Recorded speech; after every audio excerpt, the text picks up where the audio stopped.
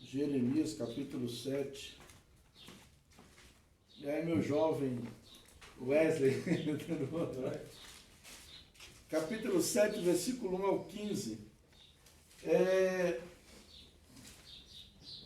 Lá em Efésios, Paulo fala que Deus deu 5 ministérios para a igreja, que é o profeta, o evangelista, o pastor, o mestre, o apóstolo. Aliás, apóstolo, profeta, evangelista, pastores e mestres, né?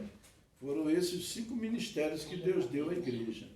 E cada ministério funciona de uma maneira diferente. Hoje todo mundo quer ser apóstolo. Infelizmente tem uns idiotas, que eu chamo de idiota mesmo. Entendeu? Recebendo o título de apóstolo, porque apóstolo nunca foi título. Apóstolo é um ministério. É uma unção de Deus sobre a vida de uma pessoa. Um apóstolo é aquele que vai iniciar obras, é aquele que é chamado por Deus para iniciar a obra, começar trabalho, abrir igrejas. Essa é a função de um apóstolo.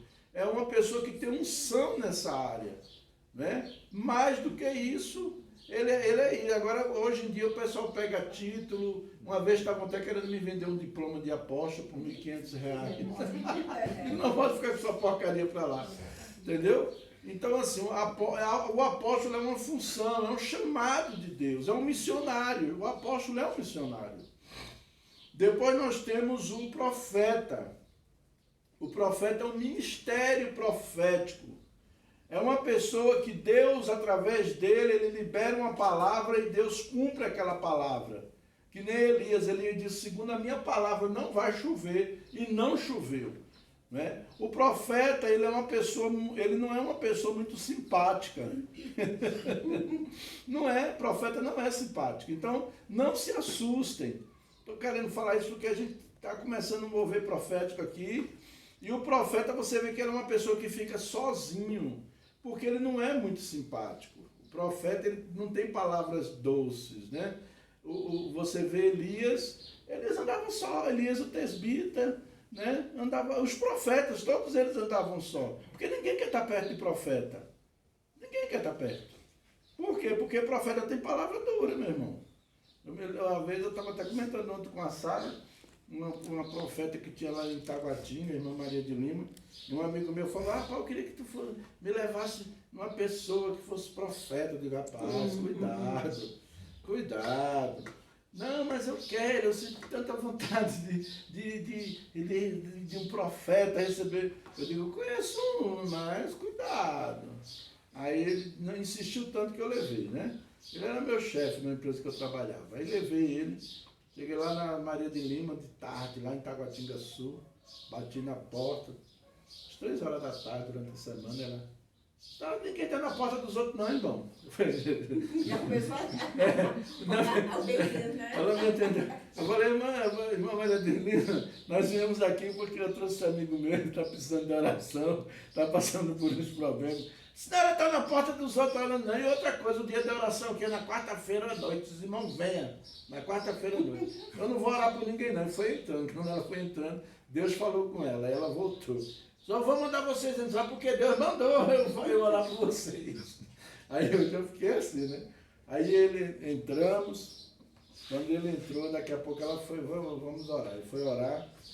Aí ela falou, irmão, estou vendo um gato atrás do senhor aí. O senhor é meio trambiqueiro, né? Denunciou todos os podres dele ali naquela hora. Eu falei, rapaz, mas foi bom que ele se converteu, hoje ele é pastor. Naquela época ele estava vindo para a igreja no início ainda, né? Depois disso ele se tornou missionário, foi missionário na Bolívia, depois se tornou pastor, hoje ele é um pastor, né? Mas o profeta ele não é simpático, né? O profeta ele não tem palavras doces, né? Não tem esse negócio de chove no molha com ele. Até mesmo, sabe por que Deus faz isso com o profeta? Senão as pessoas vão ficar idolatrando o profeta. Aí todo mundo quer estar junto daquele profeta, quer só a oração dele, só quer, entendeu? Então ele tem uns espinhozinhos que é para as pessoas não ficarem mesmo grudadas mesmo, já é proposital, já é de Deus mesmo isso, né? Aí tem o evangelista. O evangelista é aquele ganhador de almas, aquele que vai para campo, aquele que atrai pessoas, aquele que traz pessoas. O pastor é aquele que apacenta, é aquele que cuida da ovelha, que alimenta, se preocupa em alimentar o rebanho, de deixar o rebanho, tirar os carrapichos do rebanho, essa coisa toda, né? Esse é o pastor.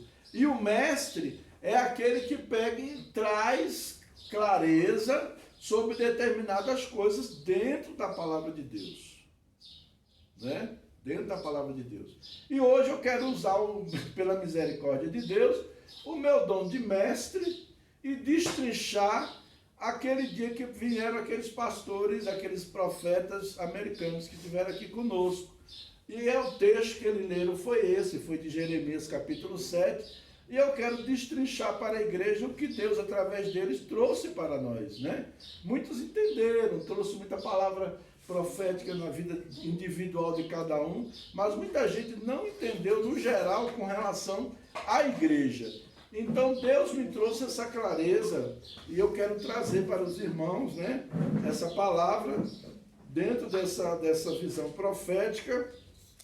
Às vezes Deus me usa como profeta também, né? Às vezes Deus tem umas coisas que Deus faz assim meia louca na minha vida, né?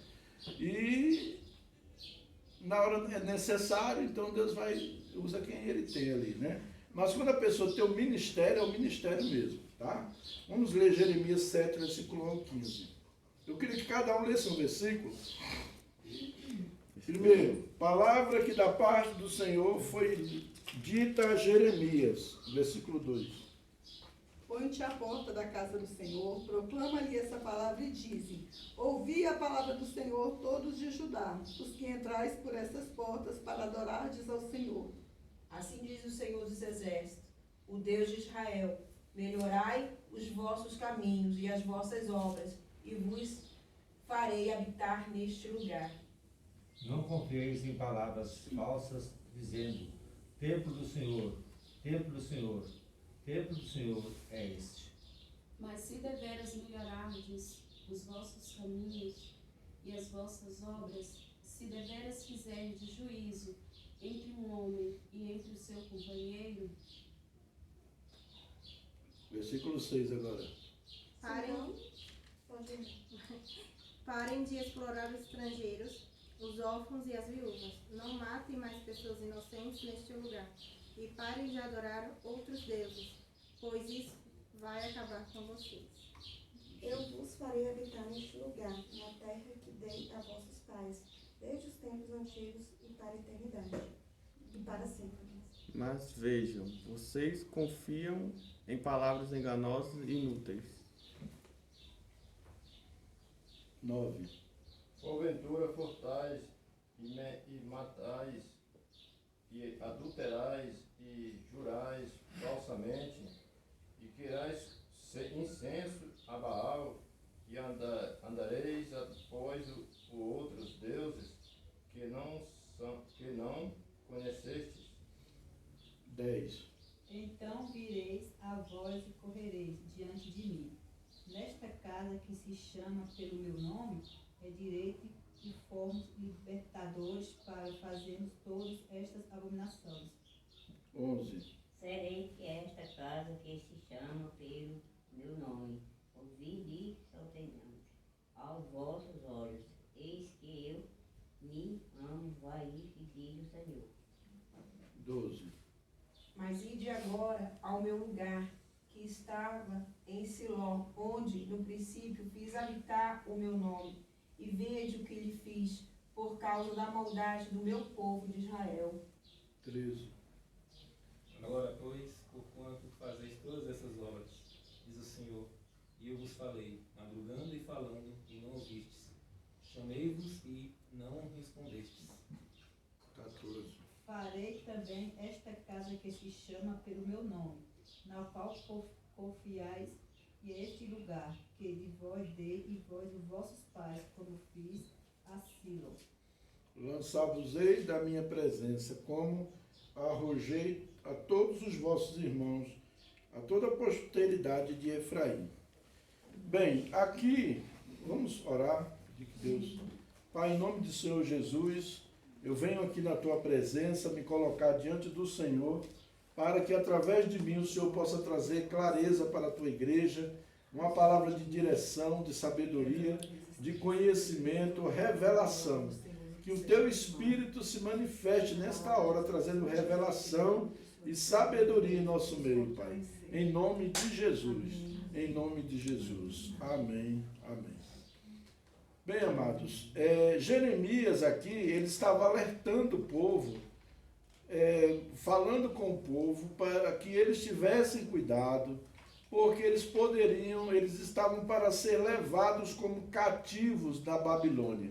Eles iam se tornar escravos na Babilônia durante 70 anos. E, no entanto, aquele povo, ao invés deles atentarem para a palavra que o profeta estava trazendo, eles se arrepender e mudar, eles endureceram o coração e foram contra o profeta e desprezaram o profeta. Né? Eles desprezaram o profeta Jeremias. Além de desprezar o profeta Jeremias, eles começaram a seguir um falso profeta que havia no meio deles, dizendo que aquilo que o Jeremias estava dizendo não ia acontecer daquele jeito. Então, assim, por isso que ele vai falando aqui, não seguir falsamente. O que isso tem que ver conosco? Vamos lá. Em primeiro lugar, o tema da minha mensagem hoje é tomada de posição diante de Deus. Deus, naquele dia, através desse texto, através dos profetas que ele trouxe aqui, Deus nos leva a ter uma tomada de posição. Nós precisamos tomar posição. Põe-te em pé diante da casa do Senhor. Significa estar firme, estar de pé, não estar cambaleando, não estar se arrastando, não estar deitado, mas estar de pé, em posição de prontidão, em posição diante, dizendo assim: eis-me aqui, Senhor, aquilo que o Senhor quiser comigo, eu estou nas tuas mãos, eu estou disposto a fazer. Então, estar de prontidão. Nesse momento que Deus usou Jeremias falando sobre o cativeiro babilônico, e eles não deram ouvidos, né? Da mesma forma, Cristo nos tirou das trevas para que fôssemos livres, porém muitos preferem retornarem ao passado, vivendo uma vida de pecado e desobediência a Deus. Isso os torna cativos nas mãos do diabo. O Senhor nos alerta, dando alguns conselhos e nos fazendo promessas. Amém? Então, amados, nós devemos o quê? Atentar para a palavra de Deus. O que a palavra de Deus está nos orientando? Deus nos tirou das mãos do diabo.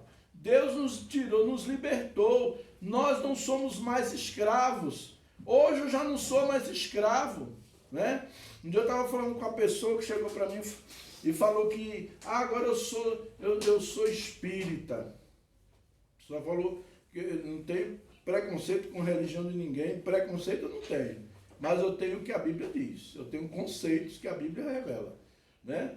E ali eu falei, você está nessa religião, o que vai acontecer? Lá, se você, aqui na igreja, você não vem no culto, não vai acontecer nada com você, você ficou em casa, não pôde vir, foi visitar a família, foi uma coisa, mas no lugar desse, a entidade obriga que você esteja lá. E se você não estiver, ele te dá uma surra. Tem um demônio, uma entidade chamada Omulu, que ele queima a pele do médio todinha, porque desobedeceu a ele. Andou em desobediência, né? Então as pessoas que seguiam os deuses estranhos, essas pessoas viviam presas, subjugadas, né? Eu conheci uma senhora que era uma babalorixá de um terreiro. A mulher fazia, traga seu amado em 3 dias, nesses negócios todos, mas a mulher morreu tentando fazer despacho para amarrar a vida de um homem, que ela passou mais de 20 anos atrás desse homem e o homem não queria nada com ela. Parece que quanto mais ela fazia macumba para o homem, mais o homem se afastava dela. E o resultado foi o quê? Um dia ela foi subindo a Serra de Santos para levar um despacho na mata lá, para a entidade, e ali na hora que ela foi, sofreu um acidente e morreu nesse acidente. Você está entendendo? Então, assim, a gente tem que olhar para a palavra de Deus. As pessoas vivem nesses lugares, não é porque elas acham bonitinho. Às vezes você olha de fora, acha bonitinho, é tão bonitinho. Ai, que legal, pode fazer tudo lá, eu posso ir para lá, eu posso fazer tudo. Só que quando você está lá, não é daquele jeito. Me fez lembrar uma vez uma pessoa teve uma visão e ele foi levado no inferno, né? Ele foi levado no céu, aí viu o céu, tudo, e depois ele foi levado no inferno. E quando ele chegou lá no inferno, todo mundo muito bem vestido, receberam ele muito bem, aquela coisa toda. Ele falou, rapaz, o inferno até que não é ruim, não. Aí ele tinha cigarro, tinha bebida, tinha mulheres, né? E ele ficou todo contente. Nossa, o pessoal fala tão mal do inferno. O inferno não é isso mal, não. Aí o anjo pegou, né? Ele de volta, e pegou e não, que não é seu lugar, não. Vamos tirar você daqui, levar você para o céu. Ele falou, não quero ir não, aqui é tão bom, estou gostando daqui, deixa eu aqui. O anjo disse, não, vamos embora, seu lugar não é aqui. Você não foi lá no céu, não viu como é bom lá, como é gostoso? Se lá é muito bom, mas lá a gente não tem mulher para essa prostituição. Lá a gente não pode fumar, não pode beber, não pode nada, né? Aí o anjo pegou e disse, tá bom, você escolheu isso, né? Ele, tá bom, eu escolhi. Aí ele voltou, aí ele pegou, se despediu, né, do porteiro que estava lá no inferno. Eu vou daqui, mas eu volto, né? Quando o anjo pegou, deixou ele, que ele voltou, quando chegou lá, que foi recebido, veio um cara esquisito, né? Aí já deu logo uma cacetada nele, e ele disse, não, mas eu vim aqui não é o inferno? Aí o cara disse, é o inferno. Mas eu cheguei aqui, eu vim aqui ainda há pouco, era tão bonito, fui tão bem recebido aqui. Aí o demônio falou para ele, rapaz, aquilo ali era o cartão de visita. Aquilo ali era o cartão de visita. Cuidado, o cartão de visita do diabo, para querer enganar, para querer iludir você, né? Então nós precisamos o quê? Tomar uma posição, não querer mais voltar para lá. Eu já vim de lá. Eu falo mesmo, olha, de onde eu vim, eu não quero nem pensar em voltar, jamais, né? Jamais, porque eu agora estou servindo a Cristo, estou feliz, graças a Deus, tenho paz no meu coração, tenho lutas. Luta a gente tem toda hora, todo instante, mas nada melhor do que você ter paz. Nada melhor do que você ter paz, mesmo com luta você ter paz. Eu me lembro quando a irmã Rosângela falou para mim assim, pastor, minha irmã faleceu, mas eu estou assim, tão confortado. Se fosse de outra época, eu não sei o que teria acontecido comigo. Eu falei, porque na outra época você não tinha Cristo, agora você tem Ele. Jesus está com você e Ele está te confortando. Amém? Então, em primeiro lugar, nós precisamos tomar uma posição. Posição o quê? De um adorador verdadeiro. O que é um verdadeiro adorador? A palavra de Deus diz lá em João 4, né, que a mulher perguntou para Jesus, Senhor, onde é que devemos adorar? No monte ou devemos adorar no templo? E aí Jesus falou para ela assim, mulher, é chegada a hora em que o Pai procura verdadeiros adoradores. Os verdadeiros adoradores adorarão o Pai em espírito e em verdade. Muitas pessoas estão presas à religião, religiosidade, né? Mas ainda não entrou nessa questão de se tornar um verdadeiro adorador. E o Senhor está chamando adoradores. O que é adorar a Deus em espírito e em verdade? Eu não estou com vontade de orar, mas eu vou orar. Eu não estou com vontade de ir para a igreja, mas eu vou para a igreja. Eu não estou com vontade de ler a Bíblia, mas eu vou ler a Bíblia. Isso é o quê? Isso é fazer as coisas em espírito. Isso é adorar a Deus em espírito e em verdade, né? Então nós precisamos disso. Ter essa posição de adorador, ter uma posição de homem de Deus, de mulher de Deus, onde eu estiver. Onde eu estou, eu tenho que me portar, eu tenho que me comportar, eu tenho que ser um homem de Deus, uma mulher de Deus. Eu não preciso chegar dizendo, eu sou crente, me respeito, eu sou crente. Não preciso disso. Mas eu preciso impor o meu respeito. Eu preciso ter minha postura. Porque tem muita gente que fica dizendo, eu sou crente, eu tenho Jesus, mas não tem postura. não se impõe, chega nos lugares, a Maria vai com as outras, né? E aí daqui a pouco ele está envolvido também. Então nós precisamos tomar essa posição de homem e mulher de Deus, posição de servos, servo de Deus e servo do meu próximo. Eu estou aqui para servir o meu próximo. Eu não estou aqui para servir minha esposa, meus filhos, meus netos e os outros que se dão. Não, eu estou aqui para servir todas as pessoas. Ah, vou servir só os irmãozinhos que são... Não, eu estou aqui para servir todos. Deus me chamou para ser servo. O meu próximo, quem é o meu próximo? É a pessoa que está mais perto de mim. Não importa quem ela é, não importa o que ela faça, né? Às vezes nós temos essa questão de próximo, de achar que o próximo é só a família, né? A comunidade durante muitos anos andou nessa visão de ganhar família, então só a família, os outros que se danem. Não é a família, os outros que se danem, é todas as pessoas. Eu tenho que ganhar as pessoas para Jesus. Vou ganhar minha família? Sim. Eu vou pastorear minha família? Sim. Mas eu vou pastorear as pessoas também que Jesus colocou na minha mão para pastorear, né? Então, essa é a posição de servo, tomar uma posição de servo. O segundo lugar, fala para nós nos arrependermos de todo tipo de pecado, né? O versículo 3 do livro, do texto que nós lemos, do capítulo 7 de Jeremias, o versículo 3, ele diz assim: assim diz o Senhor dos Exércitos, o Deus de Israel, emendai os vossos caminhos e as vossas obras, e eu vos farei habitar neste lugar. Então Deus quer de nós o quê? Uma mudança de vida. E uma mudança de vida é o que? Arrependimento. E arrependimento é o que? É decisão. Arrependimento não é sentimento. Eu estou sentindo, eu só vou fazer uma coisa para Deus, eu só vou abandonar um pecado se eu estiver sentindo. Não estou sentindo. Eu não estou sentindo prazer nenhum em abandonar aquele pecado. Mas eu vou abandonar, porque a palavra de Deus manda eu abandonar. Arrependimento é isso. É virar as costas para o pecado, né? É abandonar o pecado. É uma atitude. Arrependimento vem da palavra grega metanoia, que significa mudar de direção. Eu vou mudar de direção. A palavra de Deus fala contra isso aqui, né? Então eu não vou fazer isso porque a palavra de Deus está falando contra isso. A palavra, lá em Isaías 59, versículo 2, diz assim: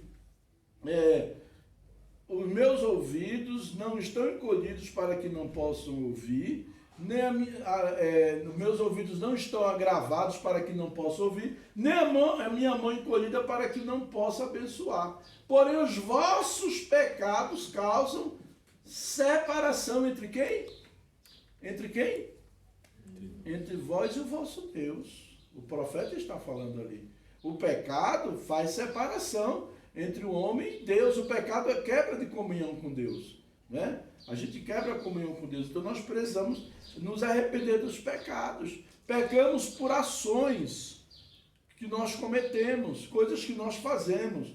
Mas também nós pecamos por omissão. Tiago 4, versículo 17. Ele diz assim: aquele que sabe fazer o bem e não faz, esse comete pecado.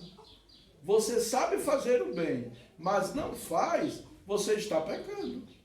Eu posso fazer o bem, o Abner está aqui, está precisando de mim, eu tenho como ajudar, eu tenho como fazer o bem, mas eu não vou fazer, vou me fazer de cego, eu estou pecando, né? Então eu tenho que entrar na situação.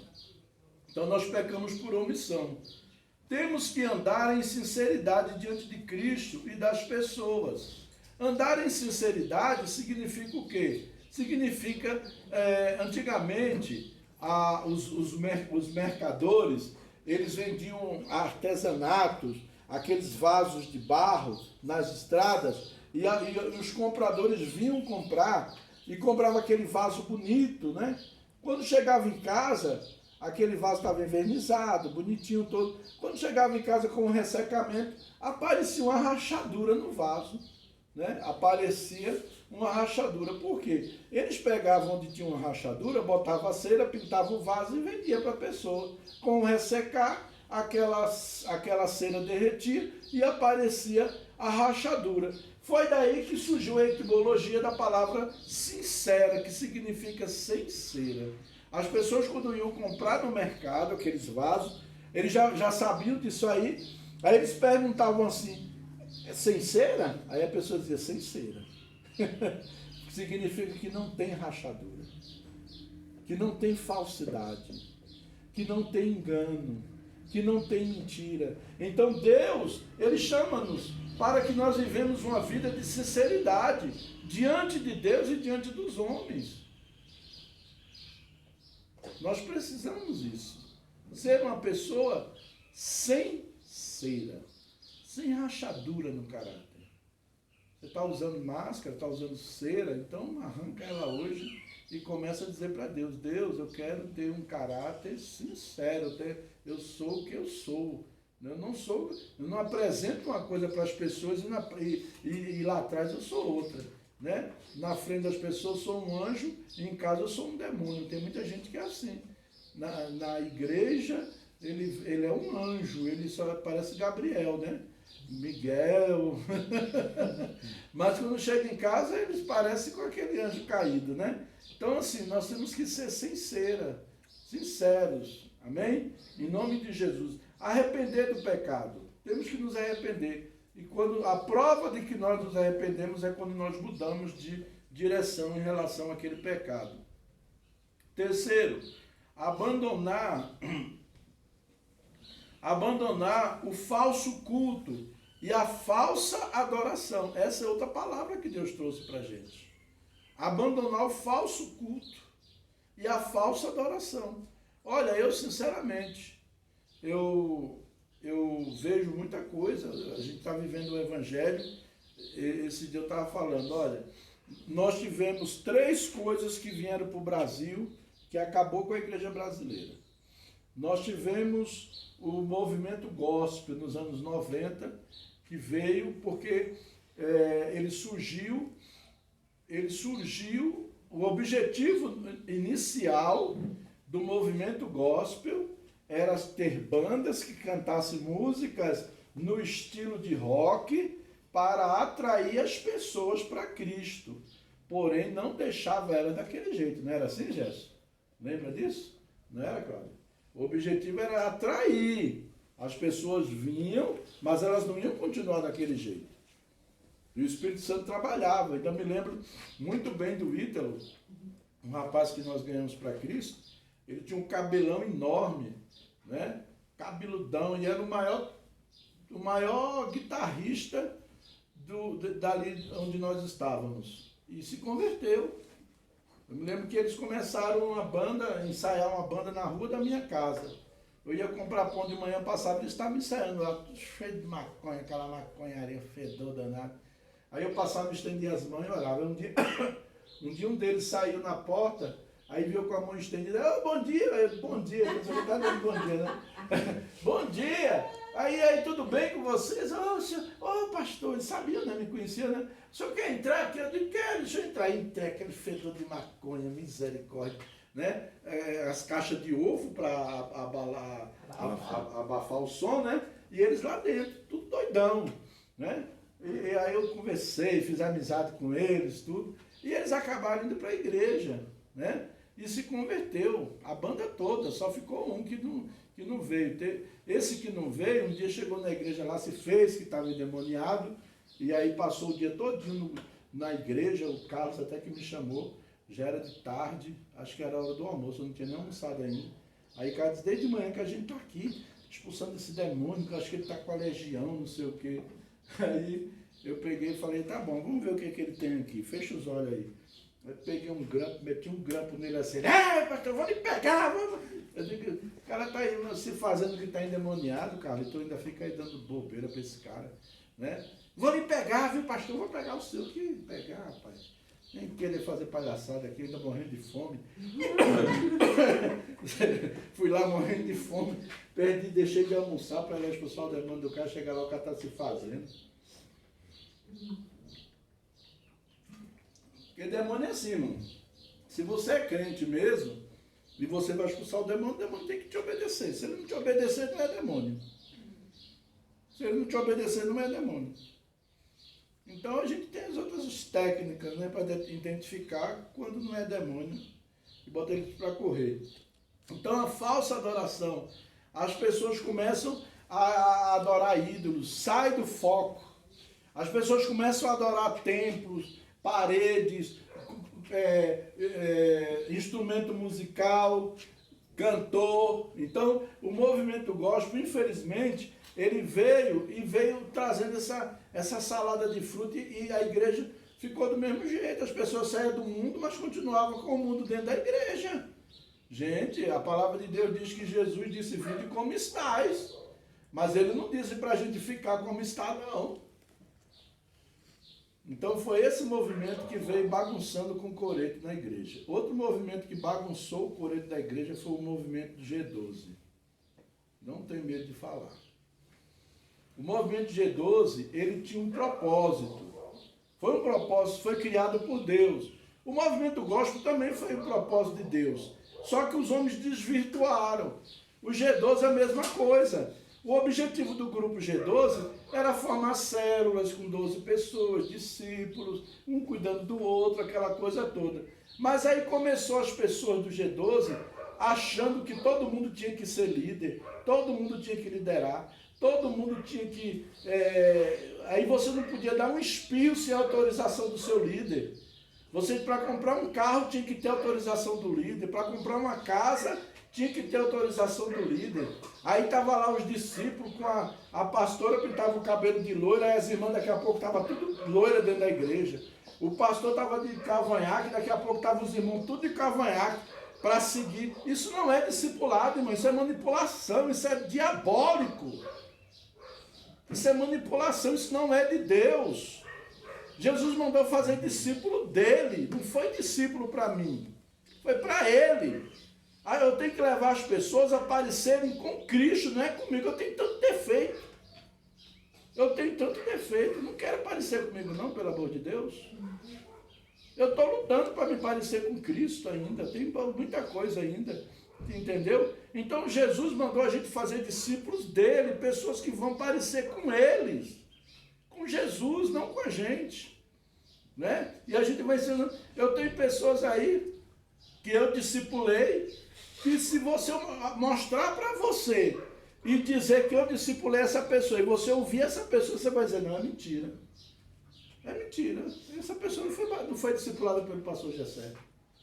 Porque a pessoa tem uma mente radical, radical assim, não tem nada a ver comigo. Eu não mexi na personalidade dele, eu mexi nos princípios bíblicos, da palavra de Deus. Né? É a palavra. Então cada um é do seu jeito. Deus, a personalidade, o temperamento de cada um não vai mudar. Não vai mudar. O que vai mudar são os defeitos do temperamento. Mas o temperamento não vai mudar. A pessoa que é sanguíneo continua sanguíneo. O que é fleumático continua fleumático. O que é colérico continua colérico. E o que é melancólico continua melancólico. Não vai mudar. Agora vai mudar sim o caráter.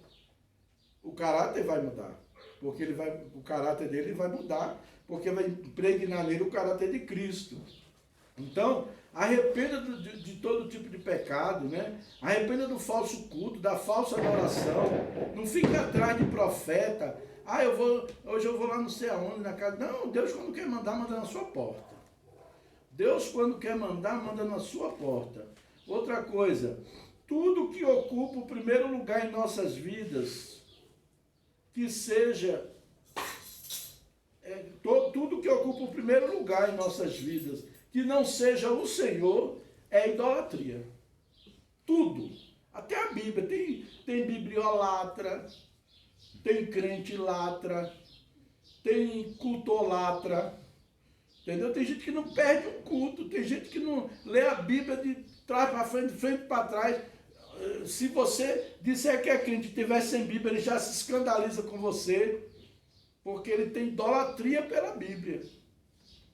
As pessoas são muito fáceis de idolatrar coisas, mas elas precisam deixar os ídolos, abandonar os deuses estranhos, abandonar os ídolos do coração. Isso é o que Deus quis dizer para nós, né? Nesses dias Deus tem falado conosco. Abandona os ídolos do coração, abandona a vaidade. Não é que você vai andar feia parecendo um jaburu, não. Mulher tem que andar bonita mesmo, tem que andar bonita, né? Mulher tem que andar bonita.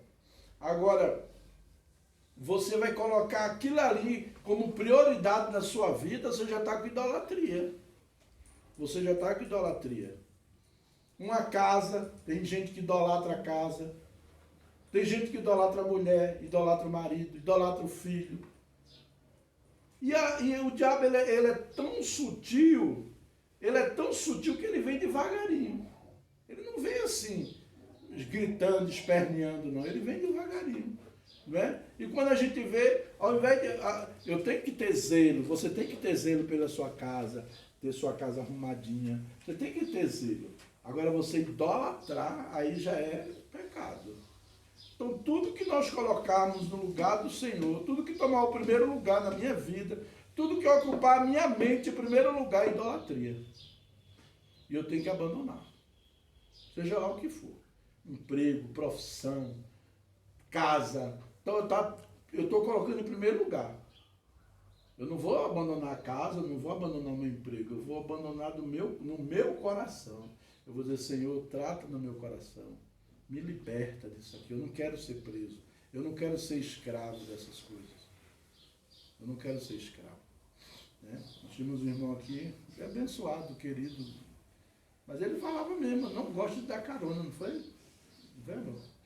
Não sei se a Cláudia lembra. Falou, não gosto de dar carona. Era o irmão aqui da nossa igreja. E eu tive que conversar muito com ele para ele dar carona. Líder. E era líder, um homem líder, uma pessoa gente boa, um cara gente fina. Mas ele chegou para mim e falou, pastor, não gosto de dar carona, não gosto de sujar meu carro. Falei, meu irmão, então você tem que morrer. Nós nascemos para servir. Nós nascemos para servir. Se você não gosta de dar carona, né, para o irmão que está precisando, você precisa mudar seus conceitos de fé em Cristo. Então, abandone o falso culto, abandone a falsa adoração, né?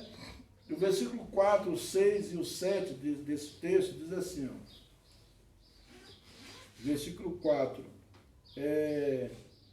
Não confieis em palavras falsas, dizendo, templo do Senhor, templo do Senhor, templo do Senhor é este. Versículo 6.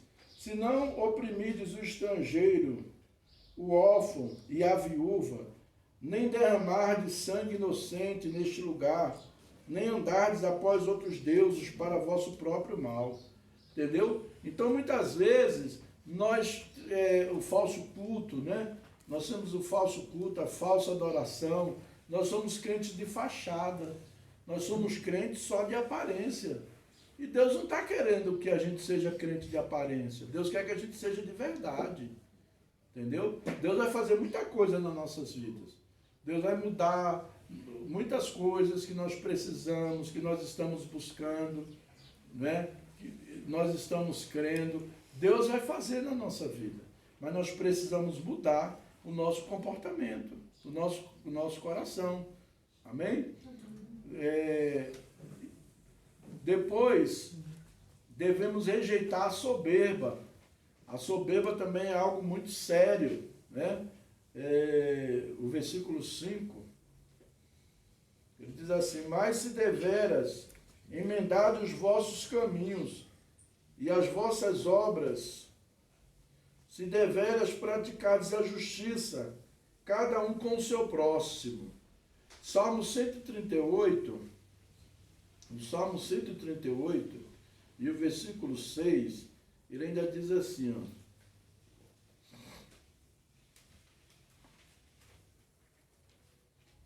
Salmo 138.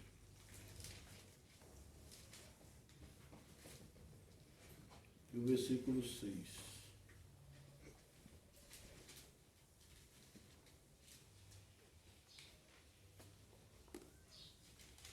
O Senhor é excelso, contudo, atenta para os humildes.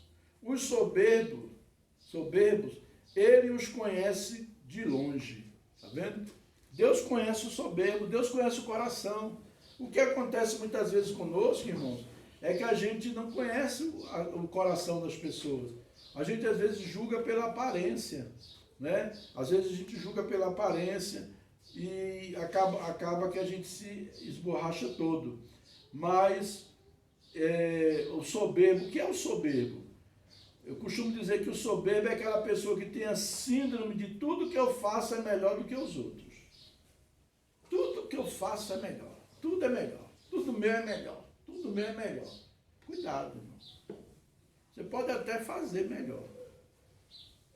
Mas você não precisa ficar querendo arrotar isso. E aí, nada menospreza o que os outros fazem, rejeita o que as pessoas fazem, critica os que as pessoas fazem, entendeu? Às vezes a pessoa está fazendo ali, humildemente. Por exemplo, louvor. O louvor é uma área muito atacada pelo diabo, porque o louvor onde traz a presença de Deus, onde prepara o ambiente, tudo, né? Mas o louvor é uma área assim, onde tem muito conflito, porque às vezes a pessoa está ali, não tem aquela vozeirão, não tem aquela, não teve aquela, mas a pessoa está louvando com sinceridade. Está louvando com sinceridade.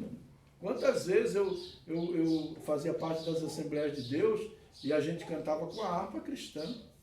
E às vezes a gente via aquela irmãzinha lá para frente com a harpa cristã, cantando o hino todo. Daqui a pouco Deus começava a derramar uma unção, o fogo, e Deus operava e fazia muita coisa. Porque quem faz é Deus, não é eu nem você. Às vezes você está cantando muito bonito, mas o seu coração não está bonito, não. Não está sincero diante de Deus. Né? Às vezes a gente está fazendo a coisa tão bonita, tudo bem arrumadinho, e o coração está arrumadinho daquele jeito. Né? Então a gente tem que ter muito cuidado para não ser soberbo. Eu quero dar o meu melhor para Deus, mas eu quero dar o meu melhor não para pisar nos outros, não para dizer que eu sou melhor do que os outros. Não, eu quero dar o meu melhor porque eu quero. Eu quero entregar para Deus o meu melhor. Eu tenho necessidade de dar o meu melhor para Ele. Não para mostrar para ninguém, para que os outros estejam vendo, nada disso. Mas eu vou dar o meu melhor para Deus. Eu vou oferecer o meu melhor. Né? Então, assim, cuidado com isso aí. Outro ponto é o julgamento precipitado, que a gente tem que ter. Muito cuidado. Versículo 6, né? Vamos ver o Romanos, capítulo 14, versículo 4 e o versículo 10. Romanos 14, versículo 4 e 10. Diz assim: quem és tu que julgas o servo alheio? Para o seu próprio Senhor está em pé ou cair, mas estará em pé, porque o Senhor é poderoso para o suster. E o versículo 10, tu, porém, porque julgas teu irmão, e tu, porque desprezas o teu, pois todos compareceremos perante o tribunal de Deus. Então, nós não fomos chamados para ser juiz de ninguém. Nós não fomos chamados para, nem eu, nem você, nenhum de nós. Nós não somos juiz de ninguém, ficar julgando, né? Às vezes, as pessoas julgam, criticam, falam, porque não é ela. Ah, fulano separou, divorciou. Fulano divorciou, sim. E daí? Não é você? Aí você vai jogar pedra no outro. Quando daqui a pouco aquela mesma pessoa que falou, que criticou, que papapá, está na mesma coisa, fazendo a mesma coisa. Às vezes você critica o outro que está fazendo uma coisa, daqui a pouco você está fazendo aquela mesma coisa. Entendeu? Então nós temos que ter cuidado, não ser juiz. Às vezes a pessoa está passando por uma situação tão difícil e ela está precisando de quê? De ajuda, de apoio, de uma palavra amiga, de oração, né? E nós precisamos estar sendo essa pessoa. Mas aí já vem o julgamento. Uma vez eu vi, tem uma pessoa, pastora Cláudia falou agora, né, que está com essa enfermidade, apareceu esse troço aí, mas vai embora, em nome de Jesus, vai embora, né? E aí apareceu isso aí tem gente, aí em outros lugares assim, deve ter pecado. Está em pecado. Está doente, está em pecado. Né? Tem gente que é assim, que a pessoa está doente, tem pecado. Pode confessar. E ele diz aqui, né, no versículo 6, se não oprimides o estrangeiro e o órfão e a viúva, nem derramardes sangue inocente neste lugar. Derramar sangue inocente. Às vezes falar da pessoa, coisa que a pessoa não faz, né? Ao invés de procurar se aproximar, ajudar. Se você não pode ajudar, não atrapalha, pelo amor de Deus. Mas não fica criticando, não fica fazendo julgamento precipitado, né? Então são esses cuidados que nós precisamos. E por último, nós precisamos nos firmar na promessa de Deus para nossas vidas.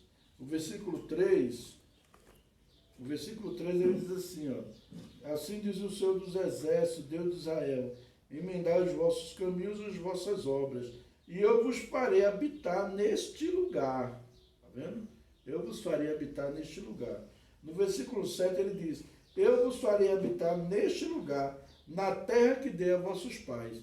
Então, quando ele fala habitar, ele está falando lugar de descanso, lugar de prosperidade, lugar de receber herança, o lugar da bênção.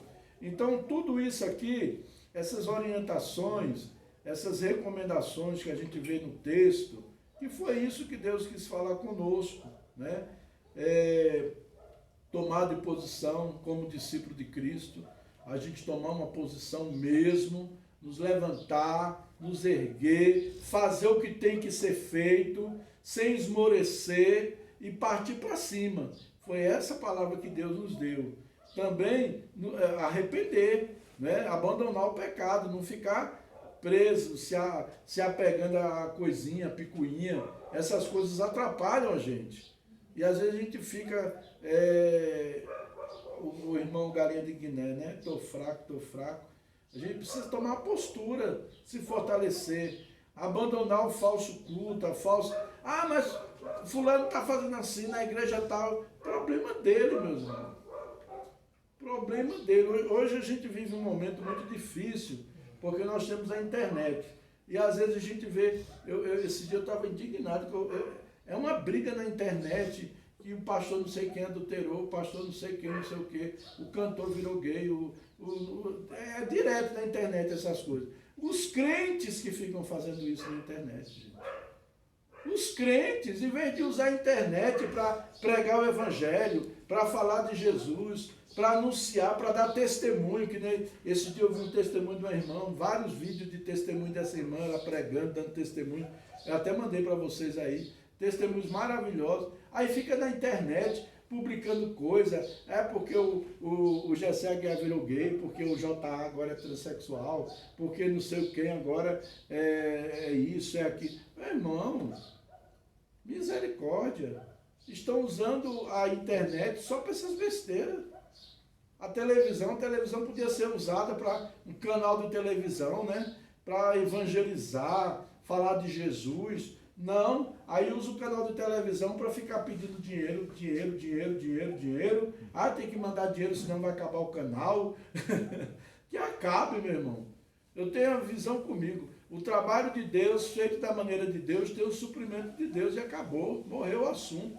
Né? Se foi Deus que mandou você botar um programa de televisão, ele vai sustentar. Agora você bota um programa de televisão, fica lá conversando abobrinha e pedindo dinheiro toda hora passando lá o Pix na televisão, toda hora pedindo dinheiro, que você tem que fazer a campanha da toalha suada, que você vai... Teve um aí que deu, a toalha era R$300, aí a pessoa pegava aquela toalha, pagava R$300, recebia aquela toalha e recebia milagre. Mentira, engano, Deus me livre. Então isso aí, falsa adoração, falso culto, cuidado com essas coisas. Deus faz milagres, Deus é fiel. Se você for fiel, se você dá em sinceridade com Deus, você vai ver Deus se manifestar e fazer muitas coisas. Né? Rejeita a soberba, não seja soberba. A síndrome de que eu sou melhor, do que eu faço é melhor do que o dos outros. Né? Então abandone isso da sua vida. Cuidado também com o julgamento precipitado, julgar pela aparência, né? Às vezes vê o irmãozinho com a cara triste, esse irmão aí não fala com ninguém, é arrogante. Não, você não sabe o que ele está passando. Ele está triste ali, está com a cara fechada, você não sabe qual é o problema dele. Se aproxima, né? E firmar nas promessas. Deus tem promessa para mim e para você. O que eu entendi nesse texto, depois você lê direitinho, capítulo 7 de Jeremias, tudo. Por sinal, a leitura agora é em Jeremias. Então começa a ler esse capítulo, vê direitinho na sua vida e vê o que Deus está pedindo de mim e de você. O que a gente precisa mudar, o que nós precisamos abandonar por Jesus, por amor a Jesus. Não é abandonar para mostrar para os outros, mas é por amor a Cristo. Amém? Glória a Deus. Esse dia teve um rapaz também na internet também transexual que se converteu e tirou o silicone, cortou o cabelo, tudo. Ele está todo empolgadinho. Que Deus abençoe ele. Eu tenho orado muito por ele, né? Para que ele não caia, né? Para que ele não caia e não volte de onde ele veio. Entendeu? Mas ele tem passado, de vez em quando vem umas perguntas, manda umas perguntas para ele lá. E aí, já arrumou uma varoa? O menino era um transexual, um dia desse ele estava com os peitos aí, teve que fazer cirurgia para tirar o silicone. Aí já estão perguntando se o cara vai casar de novo, se já tem uma varoa. Que palhaçada é essa? Entendeu? E os crentes, infelizmente, ficam essas bobagens aí. Só ele estar servindo a Deus já é uma bênção. Só ele estar ali no culto, cultuando ao Senhor, né? Cultuando, já é uma maravilha. E que Deus abençoe. Amém? Vamos ficar atentos. Então, como eu falei para vocês, Deus vai levantar profetas, vai usar profetas, Deus vai derramar dons espirituais, nós vamos avançar, nós vamos crescer. E quando a igreja está passando por um processo de crescimento, as coisas é bem diferentes. Entendeu? Então se prepare, vem gente de todo tipo e a gente tem que ter humildade para poder tratar aquelas pessoas e recebê-las. Em nome de Jesus. Vamos ficar de pé.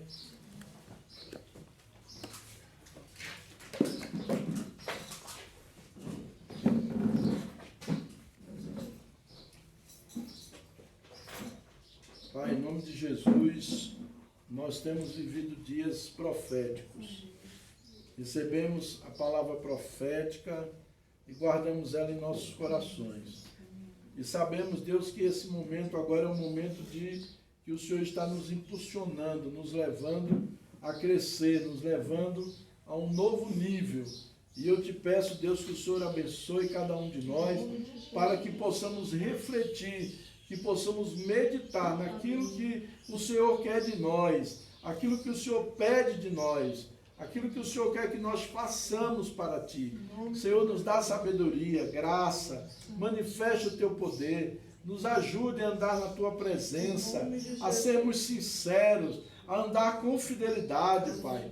Em nome de Jesus, que nós não tenhamos o apontar de dedos, o julgamento com as pessoas, que nós aprendamos a amar e a servir, Senhor, ao nosso próximo. Em nome de Jesus, eu te peço nesta hora que derrama a tua bênção sobre cada um dos teus filhos aqui, Senhor. Que o Senhor leve na tua paz para os seus lares e que o Senhor dê uma semana abençoada, que o Senhor dê uma semana de vitória, uma semana de conquista e que o teu nome venha a ser glorificado, Pai. Eu te peço neste momento, obrigado por tudo, Senhor. Em nome de Jesus.